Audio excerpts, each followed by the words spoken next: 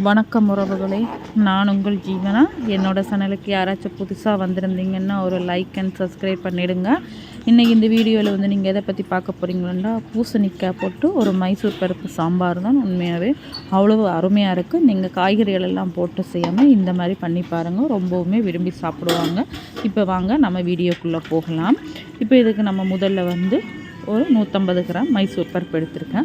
இந்த மைசூர் பருப்பு, அடுத்தது மஞ்சள் பூசணி, வெங்காயம், பூண்டு, தக்காளி பழம், பச்சை மிளகாய், கருவேப்பிலை போதும். நம்ம முதல்ல வந்து மைசூர் பருப்பை வந்து நல்லா கழுவுவோம். ஊற வெள்ளம் வைக்க தேவை, நல்லா 2 தண்ணியில் கழுவினாலே போதும், அவ்வளோ சூப்பராக வந்துடும். நம்ம இதை வந்து குக்கரில் தான் பண்ண போகிறோம். குக்கரில் வந்து நம்ம மைசூர் பருப்பை போட்டுட்டு கூடவே ஒரு 1/2 ஸ்பூன் மஞ்சள் தூள் போட்டு, சீரகம் ஒரு 1/2 ஸ்பூன் போட்டுப்போம்.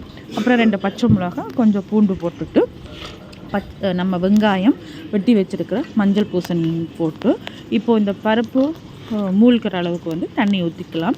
ஏன்னா பூசணிக்காய் வந்து சீக்கிரமாக வெந்துடும், அதில் ஆல்ரெடி நீர்க்காயண்டபடியாக உடனே வெந்துடும், அதிகமான அளவு தேவையில்லை.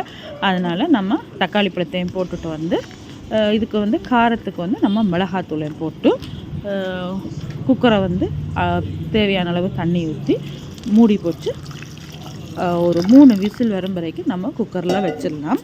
நல்லா குக்கரில் வந்து 3 விசில் வந்ததுக்கப்புறமா அதை ஆஃப் பண்ணி வச்சுட்டு, இது வந்து தாளிக்கிறதுக்காக நான் கடாயை வந்து அடுப்பில் வச்சு தேவையான அளவு எண்ணெய் ஊற்றிட்டு, இப்போது நம்ம எண்ணெய் வந்து நல்லா காஞ்சதுக்கப்புறமா கருவேப்பிலை, கடுகு, உளுத்தம்பருப்பு போட்டு காஞ்ச மிளகாய் போட்டு நல்லா தாளிங்க.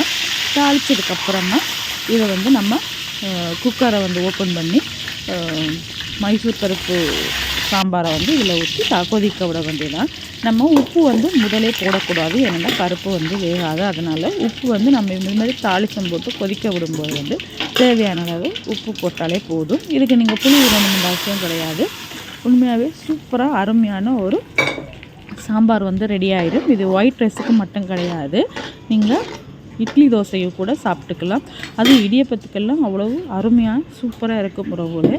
ஒரு வாட்டி நீங்கள் செஞ்சு பார்த்து எப்படி இருக்குன்னு சொல்லி எனக்கு கமெண்ட் பண்ணுங்கள். இந்த வீடியோ உங்களுக்கு பிடிச்சிருந்தா லைக் பண்ணுங்கள், ஷேர் பண்ணுங்கள், கமெண்ட் பண்ணுங்கள். மறக்காமல் சப்ஸ்கிரைப் பண்ணி பெல் பட்டனை அழுத்தி விடுங்க. அப்போ தான் நான் போடுற வீடியோஸ் எல்லாம் உங்களுக்கு உடனே வரும் உறவுகளை.